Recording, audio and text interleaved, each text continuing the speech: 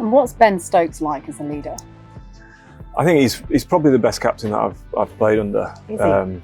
This is after he's got a little bit of criticism after his tactics in the last game, but I think he's tactically very good, very switched on, thinks outside the box. He's not your normal test captain. But I think the one thing that actually surprised me more than anything when he took over was how sort of the levels of empathy that he had and how he could manage the players. He knows how to talk to each person individually. It's not one size fits all. He knows how to get the best out of people, and whether they need an arm around them or they need a kick at the backside.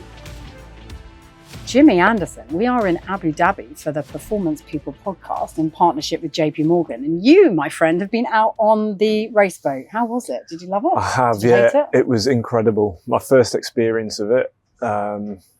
I think my only other real experience on the water before has been like a catamaran with a bit of rum on there. And that's like gin and tonic sailing. Exactly, the extent of my sort of experience at sea. So that having the chance to do something like that was just incredible. What did you think it was going to be like versus what it actually was like? Because I've been on one of those things, and in my head, it was completely different to how it played out. Yeah, I don't know what I expected really, because I was trying to get my head around it when we were getting sort of shown around the boat and how it comes out of the water, and I just couldn't quite compute how that would happen. On effectively ironing boards. Exactly. Like what? Yeah. So to experience it and to get to be on the boat and see the guys go about their job was just incredible. Like the teamwork that's involved and the strength and the tactical, you've got to keep your eyes on everything. There's a screen on there and, it's just incredible. Because you don't really love the water, right? I'm not a huge fan. I mean, it's fine here because I know there's not a lot in this water, but if I was on a sea where I know there's like sharks. Oh, is it sharks? Well, not necessarily sharks, but it's just stuff down there. Just things. We're not meant to be in the sea. We're born to live on land, I think. Yeah, well, don't tell my husband that. No, I know. I've not he mentioned just that wants to him to yet. live on the sea all of the time. That's just how he goes. Guess what every cricket fan far and wide wants to ask you right now, and I get to, is tell me what happened with our 2-day first Ashes test. Yeah, it's hard to really compute that, to be honest. I think it just all happened really quickly, and I think it looked like the England team were in just as much shock as everyone watching was. It was kind of just happened so quickly. It's so rare. I think definitely in Ashes cricket, I think it was the first time since 1904 that there's been a 2-day test. So it rarely happens in Test cricket that it finishes so quickly. But yeah, just not the ideal start for England. I think that, going there with such high expectations, I think, the fans that have travelled, the media as well, thought they had a really good chance of winning. But from a positive point of view, it's one game, so they've got a great chance to turn it around. I was listening to your podcast before, your Tailenders podcast, before we sat down to have this chat, because I wanted to sort of get an early glimpse of what your thinking was around it. And something made me laugh so much. It was like, because we were pulling all-nighters watching it, it's kind of like you had described the fact that you'd sort of passed out sort of 3 a.m, woken up, you'd gone to sleep, and we were looking really good. And then you woke up and we'd somehow managed to lose the test match. Yeah. And it was a bit like that, wasn't it? It was like, what? Yeah, it's my first experience of because the last 20 odd years I've been in Australia when the Ashes have been going on. So to actually have to experience it like a fan at home, how do you stay awake? Do you go to sleep for a bit and then wake up for the start of it? You're watching your first Ashes test in gazillion years from home. So how do you prepare for that if you're you?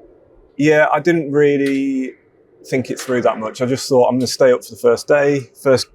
I think I watched a little bit of the build-up, watched the toss and everything like that, the anthems, try and get into the mood. And it was like... With some snacks? No, I didn't. I think I just had a green tea. You're so 2025. I know. So yeah, I just stayed up, watched the first hour, fell asleep at like 3:30. And then I woke up for the last couple of hours maybe of the first day. Obviously, when I fell asleep, it wasn't looking great, and then finished the day really strong. And then the same thing happened on day 2, where again we're looking strong in the morning. So I fell asleep at like 3:30ish again, and we're getting into a good position, got a good lead, and then I wake up and the after-match presentation's going on, and I was like, what has gone on here? I couldn't quite, because when you're in that drifting in and out of sleep, and you're just sort of fuzzy, aren't you? And you just don't. It took me a while to sort of gather really? what's going on. Yeah. Did it happen like that? Did it unfold like that? Just everyone's going to be rounding on them now. That's what's happening. The media piling in like a ton of bricks on these players after this test. What do you do if you're inside that dressing room at this moment in time to kind of just, dust yourself down and get on with what's coming next? Yeah, that is probably the hardest part of the job is being able to, because they know what went wrong. They know what they've got to do better in the next game. They don't need every person around the world telling them what they've done wrong. They know what's gone on. They know they've got to do better. And I think from their point of view, they'd rather have the next game starting now. Yeah. They don't. I think there's a 12-day break now because that finished in 2 days. There's 12 days before the next game, so it's kind of like they're just going to get pummeled for a week or so. So what do you do when that's happening? And you will have been in games where it's gone pear-shaped. What do you do to kind of? I mean, is there some sort of?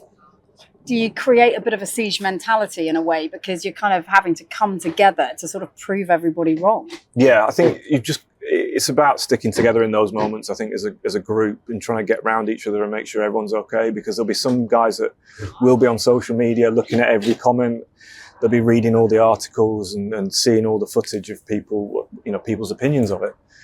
And I think that's obviously not always good. So it's just about trying to make sure the guys are just staying focused on the job at hand, and that is to, analyse the last game. Where did we go wrong? What can we do better? What did we do well? Because there was still some really good things that England did in that game. What are the positives you'd take from it? Well, I thought the bowling was brilliant in the first innings. We got a lead of 40 odd. So I thought we bowled really well. We left some marks on Australia, and I thought they didn't look particularly threatening in that innings. So I think that's a positive England can take forward. Obviously, sort of the second innings when Travis Head got the runs was sort of a bit of a freak innings, really. As looking at how the game went, no batter really got above 50. So for him to go and do that was just a freak innings and special. As the helicopter comes back. We're plagued by helicopters on this podcast today, but that's okay. That just is all part of the atmosphere of being at a SailGP event, she says. Yeah. So there are things to be. There are glimmers of hope. I mean, one of the things I suppose people will say is like, will England adapt? Will they be flexible enough with their style of play? Do they need to be, or do they double down on what they think they know they can do well with this sort of Bazball style of cricket? I mean, what are they more likely to do? Well, from my experience, probably double down. They'll try and go even harder next game. But I think will they? The thing about the team is trying to. They talk about being positive and putting pressure back onto the opposition, but it's about doing it in the right way, in a way that the conditions suit, and that's what Travis Head did brilliantly in that second innings. That's what England didn't do well. They just played shots that they would normally play in England, where the pitches are different, and they go to Australia and they got found out. So I think that's an area they can sort of tweak before the next game. It'd be really interesting to see sort of how that cookie crumbles and how that all unfolds. Of course, your experience of sort of Ashes cricket, of which you played many Test matches, so many positives in that. And I suppose going to this defining moment piece is an Ashes story, which was like 2011. So just talk a little bit about why the 2011 Ashes series. I mean, I know why it's special to you, and so does everyone who's listening, no doubt, who's a cricket fan. But just in your words, why did it mean so much?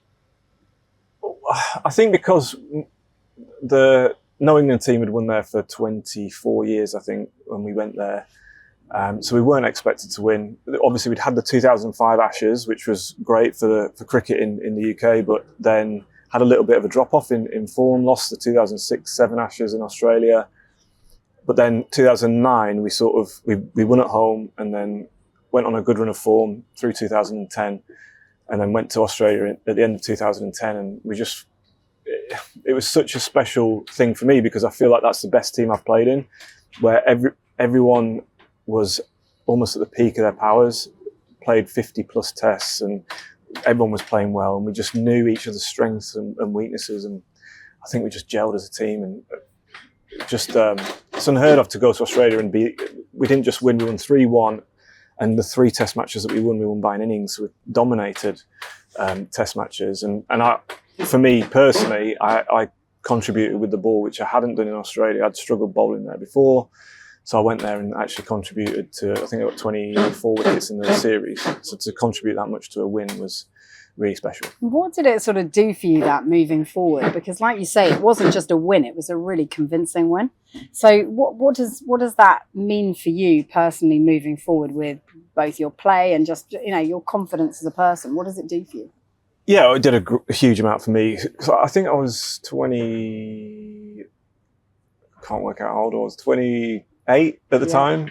So, I'd been playing for a decent amount of time at that point, but I still didn't feel like the finished article. But I think that sort of catapulted me towards having consistency in my performances, and not just like turning up for the odd game and playing well for the odd game here and there. It was actually each game contributing with wickets. What does that feel like when you feel like you almost can't get it wrong? Great. Yeah. It feels incredible. I think but I think everyone's different. Where you don't know when you're going to get to that point, and I didn't necessarily believe that I was going to get to that point, but I put in so much work, like away from the game, to try and get that consistency. Because I often get asked, what's the secret to consistency? And there isn't one. It's just consistency. It's just, I think the best thing you can do is be consistent with the stuff you do away from the sport. So what is that? What does that look like? Is being what were you doing? Religious with training, working hard on. So I'd always. I think it's important to look after your strengths, which I do, but also working on different things that you can add to your game and things that you might not necessarily like. Exactly. I remember we were doing a podcast actually with Michael Johnson, sprinter, and he was talking about how his coach said the thing that made him really great was the fact that he would go and work on the stuff he hated most, when it was so easy not to do that because he was already the best at what he did. Yeah, I think that's a great way to look at things, because that's, for me, there's lots of things that I wasn't very good at. Not necessarily just bowling, but batting. So going away, working on my batting and trying to, again, help contribute towards the team. But from my point of view, it's probably the fitness side of it, because I've always been naturally quite fit and quite slim, but actually doing the horrible bits of the gym where you're strengthening areas of your body that you need to, doing the training that's going to help with stamina and stuff like that, and it's all horrible stuff that no one sees, but it is vital to be consistent, because I think the consistency as well from a cricket point of view is I want to be able to bowl the same pace, the same quality ball at 11 o'clock in the morning as I do at 6 o'clock at night. And the only way to do that is to do the training outside of it. So you've been really religious about all of that side of it. And I guess that is now paying off dividends, right? Because you're still playing. Yeah. So there has to be a parallel between all that hard work that you sort of put in early doors and consistently maintaining that so that you can carry on doing what you want to do later. I mean, how old are you now? You're still playing. 43. Yeah. But I think as you get older, you obviously become wise to what works for you. How much you probably don't need to train as much. You're still ticking over and working on your skills a little bit, but it's more the fitness side of it and making sure you stay away from muscle injuries, or looking after yourself generally, I think. And I probably have to do more of that now than I used to. And the sort of practice in the nets with my bowling is probably slightly less intense. Does it feel harder? Do you have creaks and aches like the rest of us? Of course, yeah, but I don't feel like it feels harder. I feel like I used to get really stiff when I was in my 20s, and now I don't know whether I've just got used to it, whether I like the feeling of how stiff you are after a full day in the field, feeling like you've put a shift in. I feel like I enjoy that side of it as well. And you've just signed another year's contract, so it goes on. How much? At this point, people go, okay, well, what's the motivation? Because you're just, every record you've broken, every record you hold, is it just a total love for the sport? Do you really just still love it, as you always have? Yeah, I think if I didn't have love for the sport, then I would definitely wouldn't still be playing. But there's a few things. I think I do love it, and I feel fortunate enough that I can still do it at my age, because there's so many sports people that get to a certain age and they can't carry on through injury or whatever it might be. So I just feel blessed that I can do that, and I want to keep doing it for as long as I can, as long as I'm good enough to be able to do it. But I think also spending last year at Lancashire, which is the county that got me into cricket and helped me develop as a youngster, being able to go back there and actually give something back, whether it's performances on the field or whether it's trying to help some younger guys going through into the system. I feel like I owe that a little bit to the club, and I love doing that as well. Yeah, what does Lancashire sort of mean to you? Because like you say, you've been playing there for what, like 24, 25 years, something like that? Yeah, I think I signed my first contract in 2000, so it would be 25 years. Wow. This year. Wow. Yeah, it's a long time, isn't it? Yeah, it's a really I feel long old time. now. It's a really long time, but also it sort of, tells its own story. In that you're just, that you feel very comfortable there, but also that you're being tested there, and that you can, flourish there and be the player you want to be. Yeah, but I think, as I said, they were brilliant in my development as a young cricketer. And then, when I was 21, I went to play for England. And then for the next 20 years, I didn't really play for Lancashire that much. So, like I said, I feel like I want to go back and give something back to the club. But yeah, I supported them as a kid. I went to watch them in finals at Lords, and to be able to play for my childhood club is just the best thing. And I do love the club. I love the ground. I think it's a brilliant place to play cricket. But I also think we've got potential to have some success in the next couple of years as well. And do you miss the England thing? I mean, when you're sat watching from your bed or sofa with your green tea, the Ashes capitulation, that first test, are you thinking, oh God, I wish I was there? Yeah, when I could do something about this. When I saw the headlines the next day, I was not bothered about missing it, to be honest. Well, not obviously that bit, but actually what, when it's going well, when it's working, I mean, that must be just, one, an incredibly proud thing to sort of step out for your country repeatedly, but also, the achievement side of it as well. Yeah, I think I do miss parts of it. I miss, walking out on the field.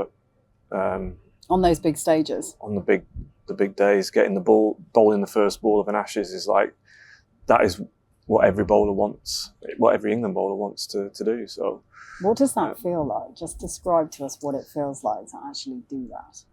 With the crowds, and the stands full and that atmosphere. Yeah, I think it's the best feeling for a bowler. I mean, we're fortunate in England that we get big crowds, and pretty much every test match we play is full, or day one will be a full house. So you sort of experience it, but to do it away from home, you don't really play in front of full crowds other than Australia. So you kind of like, that would make me want to, I want to show them what I can do. You're in someone else's backyard and you want to put on a performance in front of them. Did you get nervous, or did over time the nerves dissipate and get replaced with something else? Or, is it important to feel a little bit nervous in those moments? Yeah, I got nervous, definitely. And I wanted to be nervous.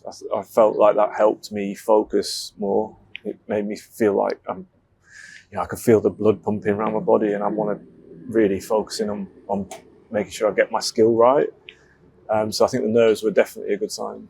I guess when you're looking at what happened with that first Ashes test, you're also thinking, some of those senior players, which you would have absolutely been part of now, what is their role in this moment as well? Because there's obviously a bunch of youngsters and everything else as well to think about. But how important is it for the senior players to sort of help guide how they're feeling at moments like this? Yeah, I think it's important because they'll have experience to draw on. A lot of them have been to Australia before and been in losing causes, so they know what it's like in that situation and how to deal with that. So I think that's important. But I think from my point of view, from my experience of it, is I think it's really important that you just focus on playing as good as you possibly can in the game itself. So working hard to be able to give the best version of yourself, because when your senior players are doing that, it takes so much pressure off the young guys, and they can just go and play their natural game and try and be aggressive and entertaining. And, you know, the guys like Root and Stokes and the more experienced guys who've got 100 tests under their belt, they should be the ones who are, you know, just making sure that they nail down their performance, and that should take pressure off everyone else. When does that start to change as a player? Because I mean, you've seen this like incredible sort of these years of cricket sort of evolve. I mean, there's so many new formats that are now being played and everything else. There's so much to sort of get into there. But in terms of just the fact that you've been playing the game for this long period of time, when did you start to see the shift in yourself, going from being that guy that was, the junior player to then becoming a much more senior voice in the dressing room? When does that actually start to happen for someone? I think when you're not going to sleep wondering if you're going to get picked for the next game, that sort of, because I don't know, there was definitely a couple of moments where I thought, right, this is I remember, I think it was 2008, Harmison and Hoggard, who were a massive part of the Ashes in 2005, got dropped for me and Stuart Broad, and that felt like a moment where the coach has given us the responsibility, and now it's our chance to lead the attack and put our stamp on that sort of era of English cricket. And so maybe that was the moment. But I think generally, I think good teams have, it doesn't really matter how old you are, you've got to be able to think about being a leader or have some sort of leadership skills to be part of a successful team. And what's Ben Stokes like as a leader? I think he's probably the best captain that I've played under. Is he? I think, this is after he's got a little bit of criticism after his tactics in the last game, but I think he's tactically very good, very switched on, thinks outside the box. He's not your normal test captain. But I think the one thing that actually surprised me more than anything when he took over was how sort of the levels of empathy that he had and how he could manage the players. He knows how to talk to each person individually. It's not one size fits all. He knows how to get the best out of people, and whether they need an arm around them or they need a kick up the backside, he's really, really, really good at that. So given the situation they're in right now, he's probably perfect for the job. Yeah, and I think Brendon McCullum's similar. He's got the same sort of skills as Ben. So I think those two are really important for the group, and they'll be getting around the lads and trying to, pick them up. It's not all doom and gloom. It's not the end, it's one game that's gone horrifically, but there are 4 more where we could quite easily, we only have to win 3 of them. We don't have to win all 4. It's not like they're must-win games, but I think it's very, very doable. How will they feel when they wake up on the morning of the next Ashes test and have to go all over again? What will the team talk be like, do you think?